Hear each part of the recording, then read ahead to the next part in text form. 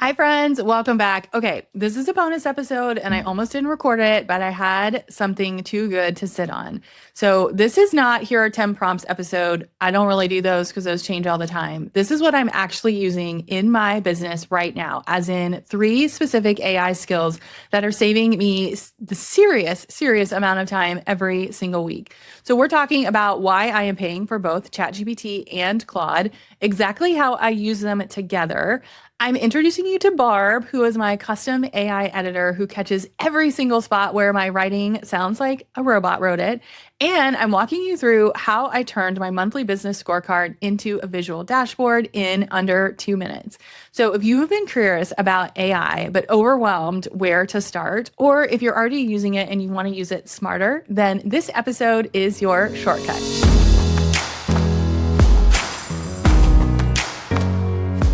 Welcome back to the Crush the Rush podcast. I'm really excited to bring you this episode because this is a complete bonus episode. Like, this is not something that I had planned on sharing. It was not part of our normal sort of content curriculum. And I feel like AI comes up every single day, multiple times a day. And so I thought it would be fun to share things that we're doing behind the scenes in our business, as in using AI, when I would say I'm not necessarily an AI expert. Honestly, I don't know if anyone is an AI expert at this point in the game because it is literally changing every single day. And so I wanted to sort of dig into these real life, here's what I'm doing, here's what's helped me, here's how I'm learning, right? Because it's always changing. And I thought it might help you too. So first things first, I want to talk about what I am paying for and what I am not paying for. So this is not necessarily a skill, but this question comes up in every single office hours Q&A. Anytime I am with a client, what AI tools are you paying for? I am currently paying for ChatGPT and Claude. And I will say with Claude, I'm paying the pro version. So it's like $100 a month. It is not the low ticket version, but it's worth it. And I'm going to tell you why. So I started out very heavy in ChatGPT. If you go back and listen to some of our previous episodes, I share how we used it, how we basically created these custom bots inside all of our programs, which help you brainstorm and sort of get to your answers faster. And I'm still very, very proud of those, and they still work really, really well. And then Claude sort of came onto the scene, which it's going to, right? 3 months from now, there's probably going to be another tool, and we're going to have to do another bonus episode like this. And that's kind of what I expect to happen. So did we go back and redo all of our custom GPTs? No. Did I have a moment where I was like, oh my God, I have to redo all this? Yes. But here's what we're doing instead. I decided that I was going to be slow and intentional with how I embraced AI with our business, which is what we did when we first started this.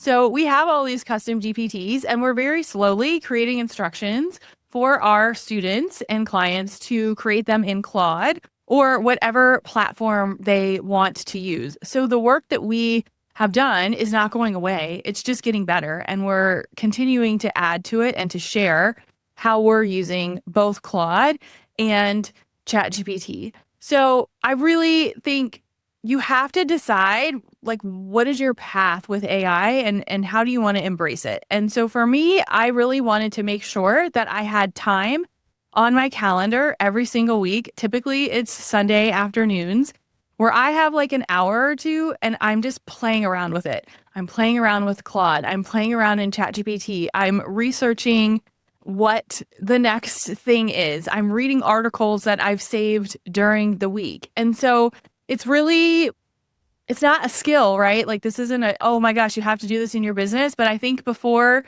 we use AI to speed up, we have to slow down and think about what are the things that we actually want to use AI for? And what I have found is ChatGPT for me is very good for specific repeatable tasks. It's still really, really great for building custom GPTs for somebody that is newer in the AI space, for someone who wants a quick answer, and it gives you formats and checklists and templates really easy. So we're still using ChatGPT for that. I will say, as I'm recording this, I'm using Claude more and more and more. But Claude has really been best for sort of this like back and forth thinking and brainstorming. It thinks more like you. It's more analytical. It's more personalized. And it definitely has more complex tools. So it definitely connects with, Slack and ClickUp and Google Drive and Google Calendar. And so I will actually mostly use Claude, except for when I want to create something custom and I want to make it easy to share with my clients. So I'm brainstorming in Claude. I am doing like concept direction and copy that I love in Claude. And then if I want to share a custom GPT, I'm still doing that in ChatGPT. Claude has the capability to do that. I just found it's just easier for me to share in ChatGPT. And then if you are a Claude super user, I'll give you the instructions to create the GPT in Claude that sounds like you. So it's sort of a mix right now. It's not like a one size fits all. And I think the takeaway from sort of this first step is don't blow everything up because it's working, because something new showed up. Because guess what? Something new is going to show up tomorrow, the next day. There's going to be all these new tools, and dial in with what you're doing and do it really well. And then the next sort of tip that I have that's helped me a lot is to migrate slowly. So I'm doing like one thing at a time. The very first thing that I did in Claude, I did not migrate everything from ChatGPT. I started from scratch because I wanted to build it better. I didn't want to just copy and paste everything from ChatGPT. I wanted to say, hey, I want Claude to be like the end all be all next thing for me. So I'm going to slow down and I'm going to fill out everything in the right way and test it and do one thing at a time. So I've been very slowly sort of migrating my processes from ChatGPT to Claude, but I'm starting with the ones that I use the most. So the one that I use absolutely the most is our podcasting tool, right? So our podcasting tool helps me come up with topics, helps me come up with titles, helps me come up with show notes, helps me write questions for our guests. So I started with that one and then have slowly moved some of our other tools over, which leads me to number 2. And that is the skill that I am using the most in Claude is Barb. Her name is Barb, which I don't know where that came from, but I talk to Barb all day long. So Barb is a custom Claude skill that I built. I was actually given the idea for Barb from one of our co-op students, Chris Valerio. So if you know Chris, you need to go ask her all your AI questions. She is a whiz. And Barb's one job is anything that I create in Claude, she tells me if it sounds like AI, which is amazing, right? So she will go through and she'll flag it and she'll say like, hey, this doesn't work. This is very not Holly. And she's not a yes woman, right? So I've taught her to like push back on me. So everything I create inside Claude, Barb triple checks before I publish it.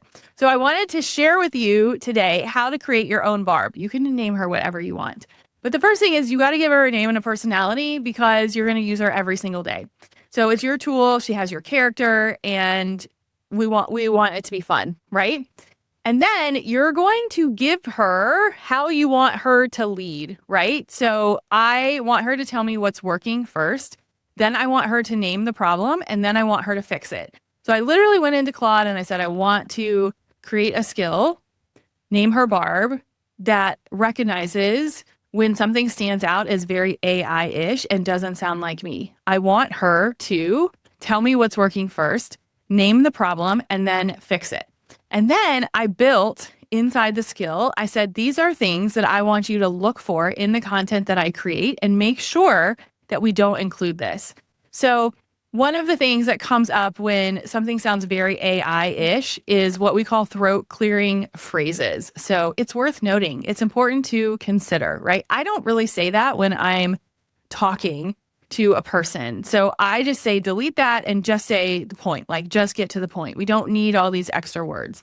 Another thing you can tell it to do is constant contrast framing. Like it's not about X, it's about Y. And so what I wanted to do is just say the thing directly. You can actually like take the things that I'm saying and put it into the skill. So no throat clearing phrases, no constant contrast framing, No fake cliffhangers. So like the catch, the kicker, right? Like I don't really say that. So just cut it out. I want to make sure personally that I don't use corporate like verbs. So leveraging, facilitating. I actually probably use those more than the average person because that's how I talk ish. But what I have found is using more plain words actually performs better. So I want to use less like acronyms and more just like tell it how it is. I want to make sure that we focus on use, do, start instead of utilize, execute, implement. So again, I'm telling it like words that I want to use instead of words that a lot of times AI uses. I want to make sure that we are very empathetic and personal, but I want it to be replaced with a specific comment. So AI might write, or Claude might write, I understand how challenging this could be. What I want to say is a very specific moment. So I want it to prompt me with a story or a specific moment so we can replace that and it becomes more Holly. And then adjective stacking. This is a very AI thing that comes up in writing. And it's like innovative, transformative, game changing. Like we don't need to use 3, we just need to use 1. And so I went through and you can ask Claude, like you can ask it, hey, what are things that come up when people recognize that this is AI and not me? And then build your skill. The third thing that I did as I built this skill was made sure that my voice came through, right? So what does your actual writing sound like? Upload a prompt. What do you never say? Tell it that you never say this. What words, punctuation, and phrases you use? I don't really use em dashes. Sometimes I do, but like we're going to use them not very frequently.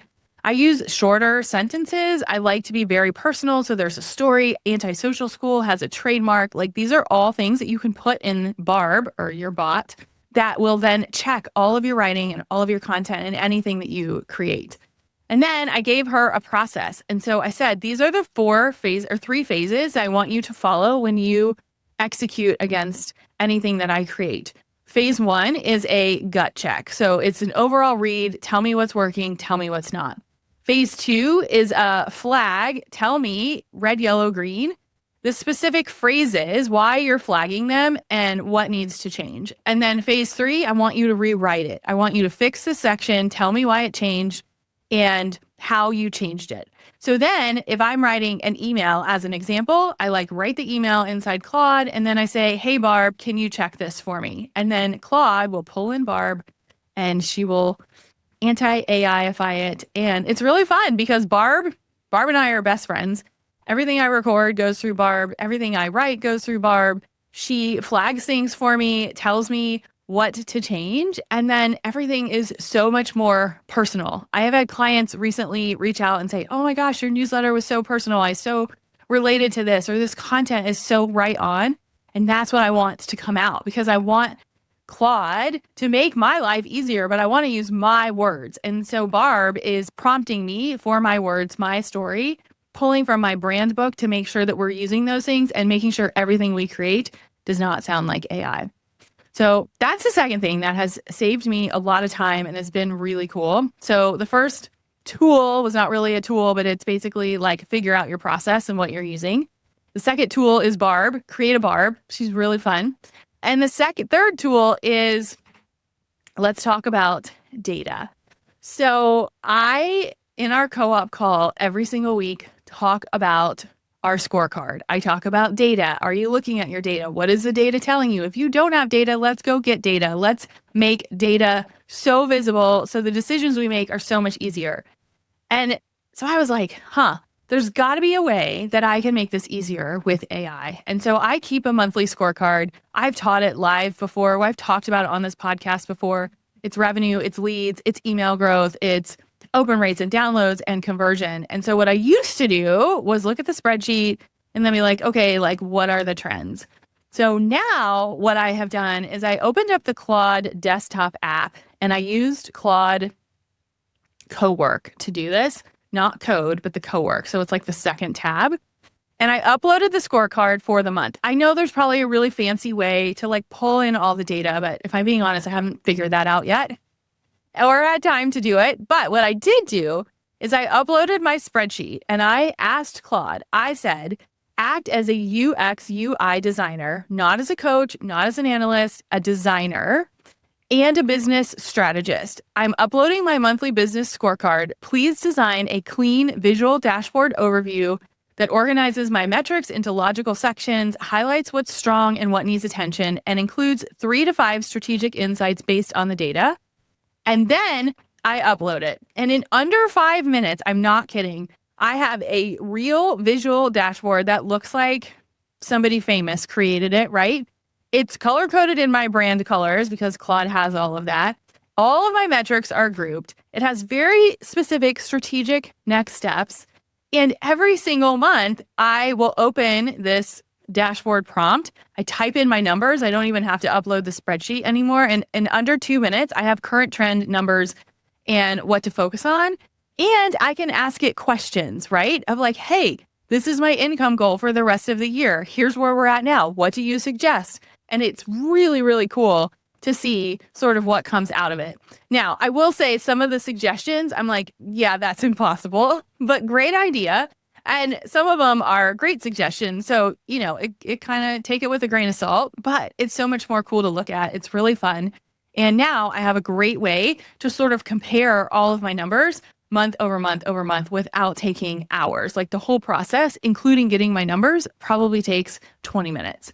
So how do you set this up? Well, if you're in our collective co-op, you have this dashboard. I gave it to you. But what I would love for you to do is write down 8 to 12 numbers that you track every month. And mostly this is around your revenue, your leads, your email growth, conversion rate, maybe different platforms that you share on. You don't necessarily have to use the desktop app. I just found that it worked faster for this. And I did use the Claude Cowork tab. I ran the designer prompt with I gave you, and I built the first version. And then I sort of, went from there. So you can save your prompt and you can use it every single month, or you can create a skill where it just like creates it for you. But, the takeaway here is put in the CEO time in your business, right? Like pull up the data, read the insights, ask Claude for feedback, and know the trends that are happening. And this is just a really fun way to do it. And so I feel like these 3 things have really helped me sort of embrace AI. I have a plan for how I want to incorporate it into our business. And really that plan is I'm giving myself time and space to learn it and do what feels good. I have Barb, who is like my trendy little fun coworker who stops me in my tracks when I get to AI. And then we have our data, we have our dashboard. And so my takeaway from this episode is don't abandon what's working, migrate slowly. You don't have to do everything at once, right? Really, for us, ChatGPT is a repeatable task. Claude is for brainstorming, and you can let them work together. Build your Barb, right? That's probably what I should have named this episode, but I didn't think it's very SEO friendly. It'll take you like 30 minutes to set up, and you can run everything through her, hit record and publish. And then, look at your data. What does your scorecard look like and how can you analyze it? And what is something that you can do consistently every single month is ask questions against that data and have that saved so that it's repeatable. So I hope this was helpful. I hope you loved this little bonus. Well, it's kind of a big bonus episode about how we're using AI, the tools we use, what we're paying for. And I'm sure there's going to be another version of this in a couple of weeks, but we'll keep you updated behind the scenes and I will see you next week.